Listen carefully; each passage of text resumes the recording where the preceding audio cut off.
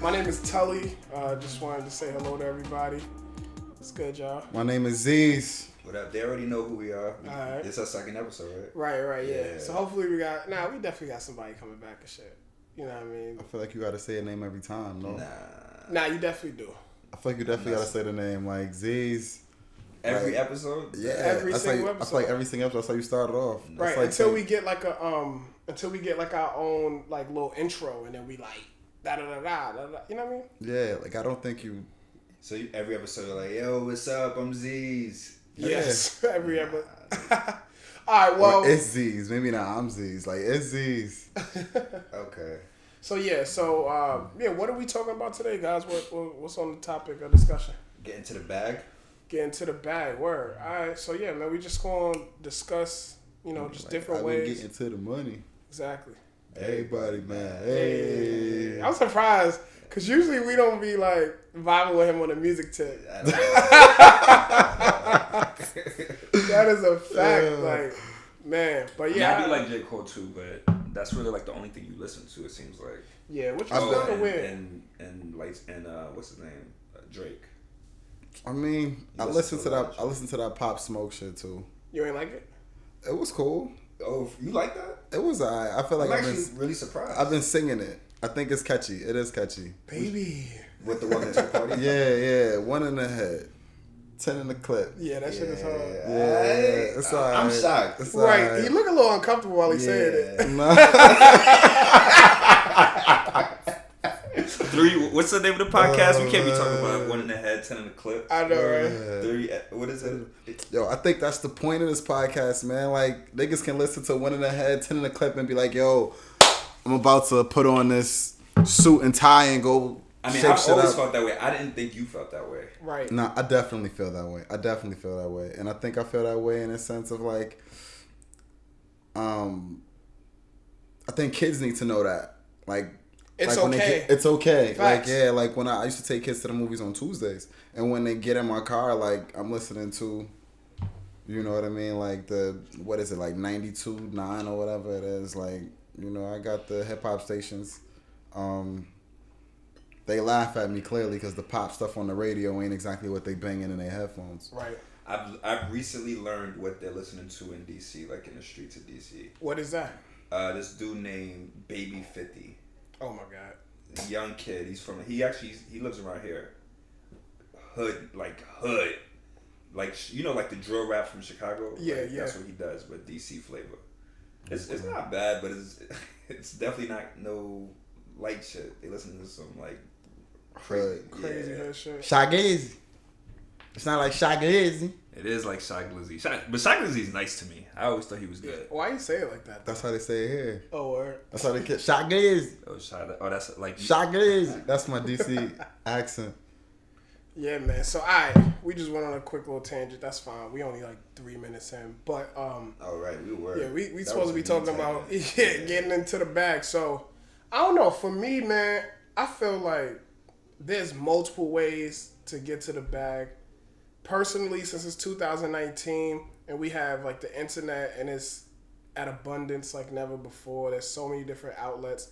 There shouldn't be any reason why people aren't attempting to try to monetize something through the use of the web. For me personally, I do photography. That's my main second job, and that's one of the ways that I'm trying to get to the bag. And at first I started off real slow. Like, so I was basically like, all right, I'm going to try to create a website. Don't know what I'm doing. Cool. Let me get rid of that. I feel like before we even get into how you're getting to the bag, we should talk about like why it's important and stuff. Yeah, and even like what culture do you have to be around to even have that mindset? Like, yo, I gotta get to the bag. Like, why do you have that mindset? Okay. Well, why do you think that? Well, I think first of all, I think we're in DC.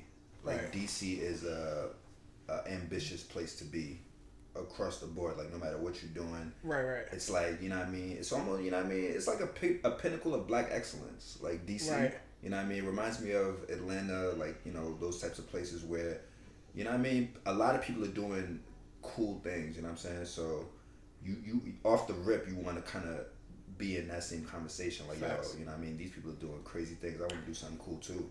And then, of course, when you grow up and you know, you realize that you gotta get to the bag on your own. It's not gonna come to you. Right. That's another fuel to the fire. I agree. I also think like living in DC, you start to see people who turn their passions into careers. Right. Which is very, very rare. Almost like I think some of the reasons that, you know, I went to college or my parents pushed college and then they push like a sustainable job after college is because like that's the only thing they see. Like they don't really see like turning passions into careers. They see like you find a job, you work it, Right. and then your passion is just something that you do. That old way of thinking, huh? Yeah, and I think that is slowly changing, and I think that scares the hell out of a lot of adults. That millennials are now looking at things like, yo, I want to be an artist. Like they're literally like, I make chairs. You know what I mean? Like you're turning anything that you like, anything that you're interested in. You're like, yo, I'm gonna sell these chairs for 40 cash a piece, and we're gonna rock like that. And Right. it's real. Like it's happening. It's not like a thought anymore. It's a do. Right. I think that like for me, I feel like DC brought it out of you, but definitely like your childhood upbringing is what forces you to actually like want to. How can I put it? Like the only way I can put it, I can only explain it through an example. I feel like for me, like there was no choice. Like you had to. It was either you was gonna get to something, some sort of hustle, some sort of whatever, or you were gonna be stuck. And then with all of the socio-economic things that was happening in Brooklyn back then, growing up in the 90s, and then, you know, the early 2000s was really when I was like out and about. But like just from living there, that made me develop a mindset of saying like, hey, like I definitely have to figure out a way to get to the bag. So when I was younger, me getting to the bag, it wasn't just about like money. It was utilizing a hobby, like we were saying, some sort of hobby or something to get you where you need to go. So for me, I played ball and I was in like different, you know what I mean, like on different clubs and stuff like that, president of whatever club, such and such. So yeah, so I think that that's another thing to point out too, that getting to the bag is also about getting that bread, but it's also about how like it's the metaphor behind it as well. Like how can you utilize a circumstance to get you somewhere else from point A to point B? He was mad nerdy, son. That was nerdy? Yeah, like he was in all these different clubs and shit. Oh yeah. Yo, man. Yeah, I was in a chess club when I was in that's why I'm nice at chess. You nice? I don't think you're nicer than me though. Like I feel we've had this conversation before.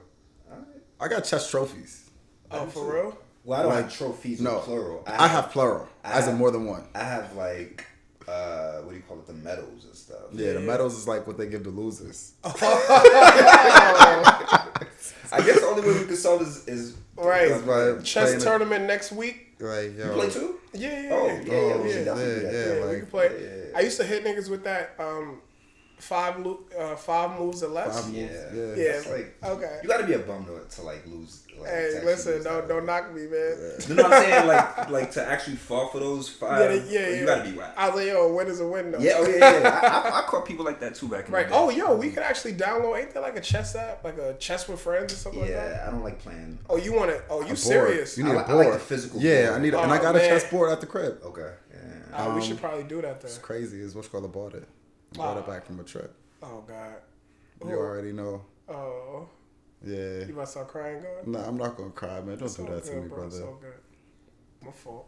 To the bag. Damn, your lips started quivering. Yo, it really did. Damn. Jesus. That hit you. Yeah. So I bet. So what are some like if someone didn't get to the bag, or no matter of fact, if someone was actually like didn't really know how they wanted to go about finding a way to get to the bag, like what are some recommendations that y'all think we should actually like tell people? Yeah, I mean, the best thing that I've heard about side hobbies is do something that you love doing regardless. Right, like if you didn't want to get paid for it. Exactly. Facts. Like that's, you know what I mean, that's like the best way to do that. And also to look at a need that people have. Like not only do you like doing it, but if you can identify like, yo, like I could have fun fulfilling a need, you know what I mean, whether it's I'm doing a workshop because there's a gap in services here, or you know what I'm saying, I'm doing photography or consulting, whatever. So I would say those are the two things. Like find what you like to do and be useful, right? And not just some bullshit that's not gonna help nobody. Yeah, because I would like to agree. Like I think like when people like I know people that did photography because they was like, well, Tully's doing photography, so let me just buy a camera. You got sons in the game? Nah, not even like that. That was a light flex. Like check, right? Nah, who? It's actually. I want to know who. Like, nah, you the feds, God. But nah, like that's like niggas really was looking like, yo, like it's almost awesome. Like, yo, if he could do it, and so at first I took it as an insult, and then I was like, you know what? I'm not even gonna say much about it. I'm gonna keep it pushing. Reach out to old boy, whatever the case may be. But then, like, you could tell where the passion really lies. If you actually don't care about this shit, it shows. And I feel like when homeboy, like, his shit's starting to drop, like, he not really, like, putting out that much content. He's just losing the passion. I know another girl that was like that, just trying to, oh, well, this is a quick and easy way to get some bread. So then, like, they doing that, but then when it starts slowing down, that's when they realize like, oh, I don't even really want to do this. Damn, I just did this. I just did that. So I think that's very important that if your heart isn't in it, don't do it. If you love to make chairs, if you love to, I don't know, make bracelets, that's a hobby of mine. I don't do it too often, but if I get some beads that pop, I'll do it. But I know for a fact that I will not be able to try to monetize that shit. I don't want to do it that much. Right. You know what I mean? So I think that's something that you definitely want to take into consideration and shit. So like when you starting a business, and I feel like this is a good question for you because you're over a year into your photography joint. Yeah. Right? It's been like 2 years. How many years total? Yeah, it's been a little over. I started in like summer 2017, so a little over 2 years roughly on that same. Yeah. Okay. So I guess my question would be like, do you think it's easy to start with like minimal capital? Yeah, minimal capital with photography. I would say it is a case by case basis. Yeah, I would say anything involving tech, it gets blown out of proportion. Because when I was younger, well, not younger, but 2 years ago, I had this mentality of like, hey, in order for me to get started, I needed the best of the best. But I ain't had a bread for the best of the best. Mm-hmm. So I just went out with whatever was on my budget. And I always had the mentality like, all right, you get little bread and you put bread aside. So you put your money aside, and then when you're able to afford something, you level up. So with that being said, when I first started doing shoots, I was doing shoots for like $50.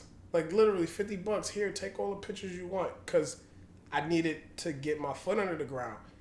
After that, after I had a few $100s, I bought my first lens. That made things better. More people wanted to mess with me. Kept going. And now like I have so much equipment. So it helps, you know what I mean? But I would say that to say all of the equipment isn't needed. I would say that you need to find the tools that work for you. And the only way you can find it is by figuring out what do you currently need and how you can utilize it. So I would always say don't try to start something with a lot of bread. Even we kind of jumped out the window with some of our tools. But, you know, I also agree that if you know how to use it, then make sure, go get it. Make sure that you could, because I would rather be comfortable than working hard with a minuscule tool. But if you don't got it, start with what you got. I think that's a fact. And if you're starting a business, you should be prepared to not make money out the gate anyway. You know what I'm saying? Right. Even this year, I got one gig in January. That was one of our frat bros, Dre. Shouts out to Dre. He was proposing to his girl. He hollered at me like, yo, I want to do such and such. I was like, all right, cool. Let me know where. Pull up early. Make it happen. After January, I was just working on like older work. from like the end of the year stuff that I did right in like December, November, and I ain't get another shoot until maybe March, April. So I ain't make no bread, and I didn't even realize that because I was always working on stuff. And then the summer's been very good for me. You know what I mean? To where like I looked at my computer yesterday and I saw that I had like I shot 8 times this month. I've never shot this. That's damn near every this month. July. We in July. Weekend. Yeah, every weekend. And then 2 a days. Like I did the fashion show. Shouts out to Digital PR. Went out, did the fashion show, and after the fashion show, came back into DC, and then did the party Anton at Excel Bar and Lounge. So, you know, it's been good, and I hope I keep that momentum up. You know what I mean? But you also got to be prepared for it. Like that's another reason why having that heart, like really wanting it to be a passion. Because if you don't care, it's gonna start to feel like a job, and then you're gonna be like, fuck that. Like I'm not doing it. Like I'm just gonna, or you're gonna half-ass it and burn out real quick. So you also can't be afraid to fail. Yeah, hell yeah. That's another. Yo, I think that's like my biggest fear. Yeah, honestly. you be scary. Like you be scary. Not even trying to be funny though. Nah, like I hear you, man. And it was crazy. It's like I've put different things together, and then I got them, and then it's like, all right, now what? You know what I mean? And it's like, it's almost like the fear of being laughed at. It's not even a fear of like failing. It's more so a fear of like somebody looking at your work and being like, that's stupid. Yo, you know what I mean? Shit like, real. Like that. I think that's what spooks me more. Like it's completely out of your comfort zone when you're trying to start on your own. It's almost like the imposter syndrome. You heard of that? Nah. Yeah. So like the imposter syndrome is basically when you basically doubt whether or not you belong somewhere. Like it's really big in the professional setting. Like you go to you get a new job or whatever, and you feel like, yo, if I open my mouth and I say something, they're gonna realize that I don't really belong here. Right. You know what I'm saying? And Damn. that's like a real thing that a lot of people will go through. I felt that all my life. Yeah, like I felt, and I think that's big amongst people of color. Yeah. In white spaces. Yeah. Like a friend of mine just landed a job at Airbnb, and she was telling me like her first month or 2 out there, it was kind of like, am I good enough to be here? You know what I mean? Like, and I know like every now and then she need a pep talk. Like, yo, like you're more than you know accomplished to be here. You know what I mean? Like you got the juice. Like you got the job because you got the juice. Yeah. You know, like stop chalking up our success to affirmative action. Essentially, like affirmative action doesn't work in the way of saying things like, oh, we got to fill the quota for 10 people, so let's hire 10 black people or 10 minorities or 10 anything. Like it works in the sense of you're only taking that top 5% of the black community, if that makes sense. So like if you're looking at a job on Wall Street and they need to hire somebody who's black, the person who they hired was black was probably number 1 out of Harvard. You know what I mean? Like it wasn't like the person, the 1% or whoever they decided to hire was not mid-major by any means.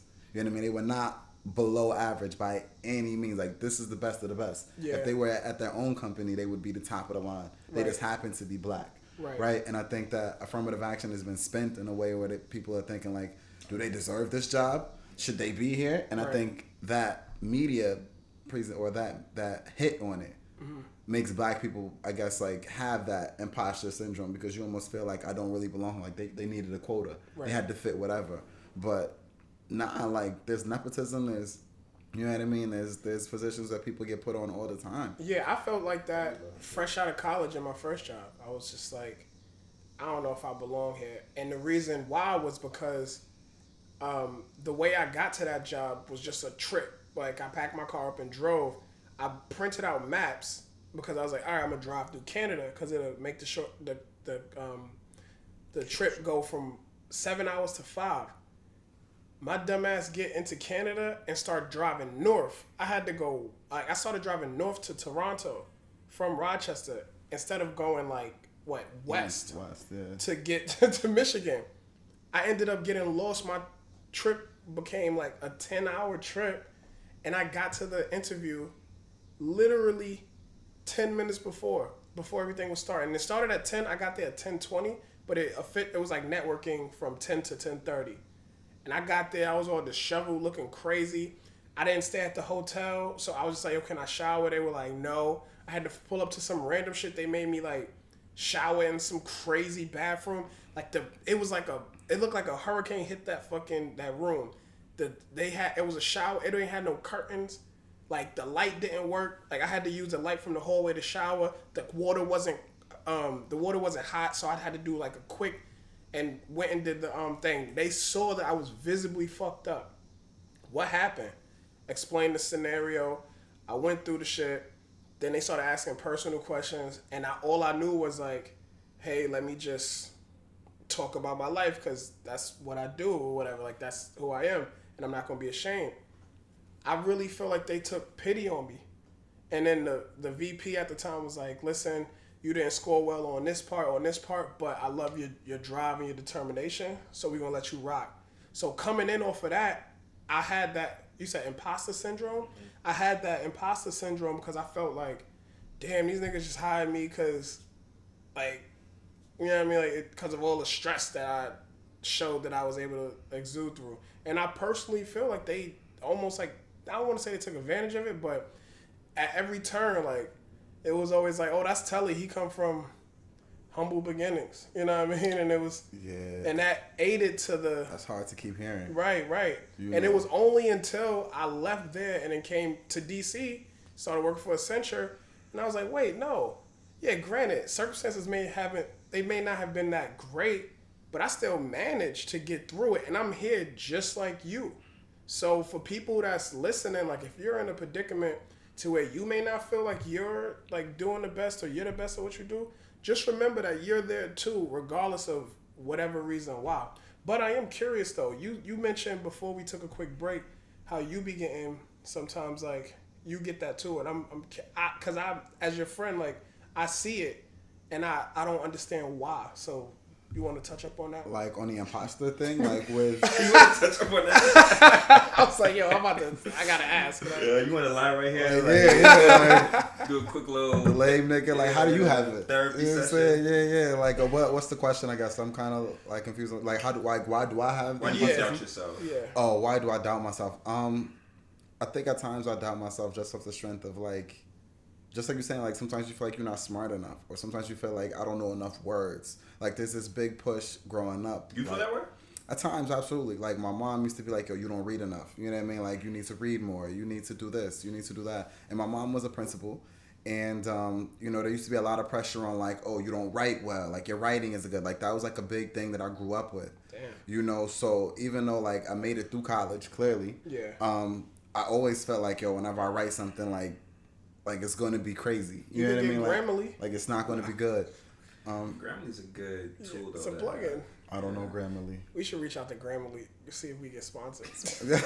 We're not saying Grammarly no more. No more. Drop the bag on us. Right, yo. That's another way to get to the bag. YouTube and sponsorships. Facts. But like that was always like and what's crazy, my mom was always like, oh, you're good at sciencey things. Like you're decent at math. You know what I mean? Like you can do.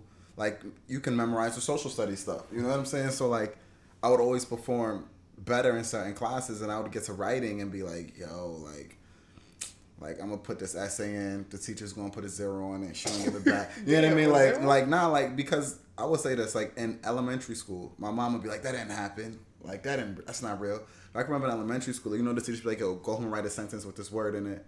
You know what I mean? You know what I'm talking about or no? Like, nah. Like, you have I don't know at all. You had a vocab list, right? You had a spelling test. Yeah. End of the week, you got your spelling test. Yeah. You had to put each word in a sentence. No, I did that too. I did that. You did that. Thank you. Appreciate that. Yeah. So I would write my sentences. I would hand them to my mom. My mom would be like, "What? Yo, go get your eraser.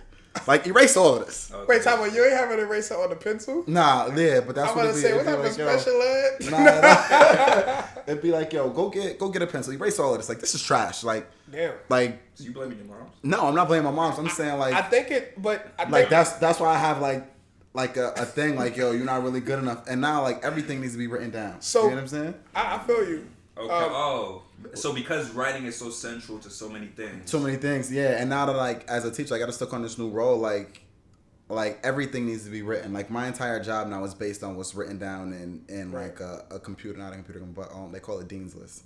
And so if everything needs to be written in this thing, like every incident that I report, everything that is like writing is a huge part of your life. Right. But even like even with this podcast, we don't gotta write for this podcast. You a little. Yeah, he was scary, guys. Nah, like you don't have to write for this podcast, nah. But even like y'all probably didn't realize, but even when you was like, yo, like give me this, man. Let me put this quick sentence together.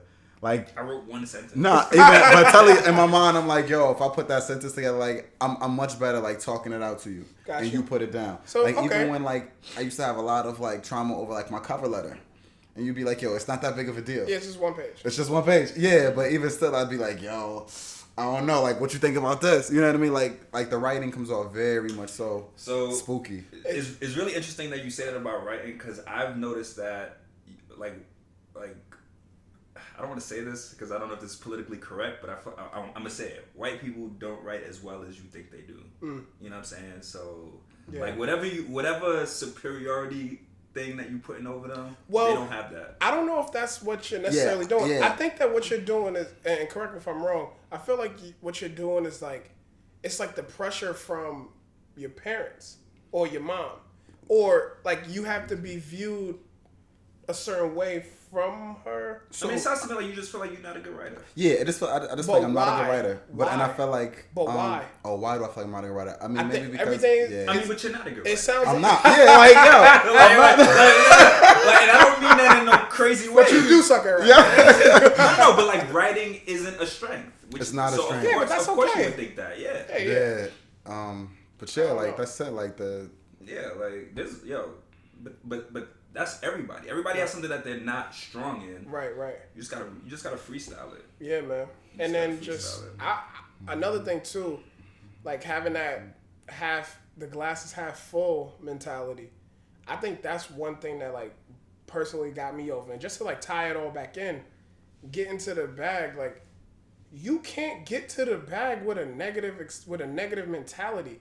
I don't care if you're the most negative rapper or whoever, like that talk about a bunch of killing, whatever the case may be. Your outlook on life still has to have some sort of positivity for you to be able to take whatever it is that you're doing, cultivate it, and then put it out to where you can potentially monetize it. If you have a negative mentality or a negative thought process going into it, you shot. I don't see you succeeding. I know people that are fucked up mentally, physically, spiritually because of their mind frame. And I think once you do that, once again, you're doomed. Like, if your mentality is shot, it's over for you. So yeah, man. Damn, well, that was a little heavy, man. Y'all got anything else? One of my favorite quotes from Cam is, "You can't get paid in the earth this big. You worthless kid. A nigga don't deserve to live." Oh. and I like that quote because his point is anybody could get a bag in this world. That's a fact. Anybody. Like there's something out there for somebody to take advantage of, monetize, whatever the case may be. Oh shit! Another thing too, complacency. Coming from a certain, like being in a certain spot, and then either elevating or descending, and then becoming fine with that. I think that is a huge problem as well. I find that people who are more complacent tend to fail more. If you're satisfied with what you have, then there's no way that you could actually progress. And what's crazy, I don't know the specific or scientific term for it, but what's wild about that is when I was younger, I used to want less. And I felt like I wanted less because that made me a better human being. I mean, I've had this conversation with people. There's nothing wrong with being content. You know what I'm saying? If you disagree. I feel like, well, okay, how about this? A middle ground would be like you being content with something that, like, you got to be in an okay spot. Are you happy, yes or no? Really? That should be the See, question. so I know a dude, right? I was talking to my homeboy about not being satisfied and stuff like that. And then this dude called me, and I accidentally three-wayed it in, and my homeboy was just listening. And he was like trying to like have friendly talk. I wasn't really having it. So I was like, yo, what's new? What's going on? What you got going on? What's in your life? He's like, nah, nothing. I'm like, what you mean nothing? He's like, I'm just regular. What you mean? I don't really want that much, man. I just want a regular life, regular kids. I feel like I say stuff like that though. Like, yo, I'm just being regular. Like to me, that's spooky. I'm like, wait, so you just want a regular house with a regular job and then regular wife with a regular, like, there's so much more to the world. Why do you just want a regular, like, you know what I mean? Somebody could, someone's regular. I think regular is very relevant. Okay. Relative, It's, yeah. relative. Excuse me. Like regular is very. I agree. You know, I think it's like whatever you want out of life. Okay. You know, some people want like I'm thinking about my LB, for example. I don't think my LB my LB is very successful. I don't think he cares about material things. Yeah. I think he wants, like, you know what I mean, like a family. You know what I mean? Big on the family. You know what I mean? Like, and that's a simple goal. He doesn't want like some elaborate. I need. You know what I mean? He wants a good life for his children, a good family life, all that. You know what I mean? Regular stuff. So I don't think there's nothing wrong with wanting that. Okay. Like we were talking like Jay is become a billionaire, right? If he woke up with $1 million in his account, It's over. he slit his throat. You know what I mean? Jump off the bridge, slit his throat on the way down. You know what I mean? But I jump on the bridge. if you woke up with $1 million, you'd be like, yo, we made it. Right. You know, we out here dancing now. I wouldn't become content. You know. Next thing I'm thinking, like, I'm happy. Let's celebrate. Once we get that little celebration out, all right, how can we do it again? But where does that end? It never And where do you until find you happiness? die. But where do you find happiness though? And I think that's his point. Yeah. Like where do you become happy? Well, okay, all right. Let me. Like money can't be the Money money can't buy It's happiness. not. Okay, so let's go back to the photography real quick. I don't care about the money. It's cool. I got a good job. Like, my job pays for all my bills.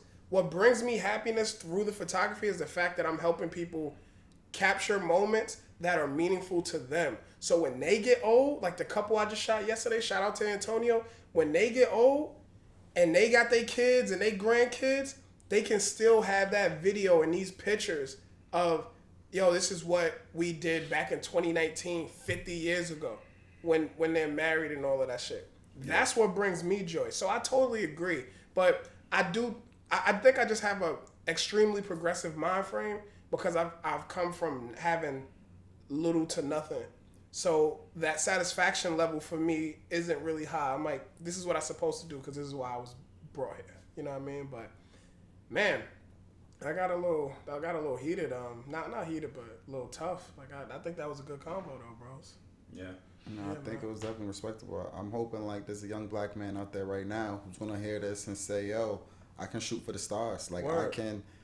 I have a dream of being whatever. Like I'm a remake garbage cans and he's constructing garbage cans right now and everybody buys that garbage can in their home and he becomes a millionaire. You know, like something that someone else said was whack and he's like, nah, I'm gonna stick to this. Right. You know what I'm saying? Like I want that. Like somebody said, yo, that's corny. And he was like, nah, this is dope. We're gonna run it like this. Right. Like I think that's what I guess when we were talking before, like the why. Like that's how you secure the bag. Like you secure the bag by chasing your dreams, not anyone else's. Yeah. You know, and again, like being in education, like college is becoming like, like it's not becoming like the wave anymore. Yeah. You know, like people are making money in so many different ways, so many different things. I had a student last year who came up with her own clothing line, and the clothing line had to do with different pins. And she was like, when you place the pins on your shirt like this, like this is gonna be like my brand, right? And then she started wearing shoes. She designed her own shoes and put the custom brand on her shoes. And a couple of kids were like, "Yo, that's corny," and she was like, "Nah, these is tough. Yeah, like you don't like them, but you know what I mean. Like there may be 10 people out there who are gonna cop these in 10 years. Right. You know what I mean? Like she was just an 8th grader last year. She's going into the 9th grade, and she still has dreams of being a fashion designer. But for all of that to start in 8th grade, and for her to, and some days she was afraid to even share that. Like we were close enough to the point where she's like, Mr. Johnson, here's what I want to do. Here's what I like. But she wouldn't share that with every kid in the school. And she wouldn't share that with some of her closest friends. And it was just off the strength that she felt like you would think this is corny. Right. You know what I mean? But you got to live. You got to grow. You got to do what's for you. Yeah, and I'm curious to see what everyone out in the world thinks. So, you know, wherever we have this, I want you guys to reach out to us. We'll have a Twitter up, you know, Instagram, YouTube comments. I want to see what you guys have to think. Yeah, man, on that note, you know, we hitting that close to that 35-minute mark. We want to keep it around there. So just want to thank y'all. Cutting this out. Right. We want to thank y'all for stopping by. Thank y'all for taking a listen. Once again, my name is Tully. Z's. PJ. All right, man. And this is the tip. We gonna start giving tips too. One.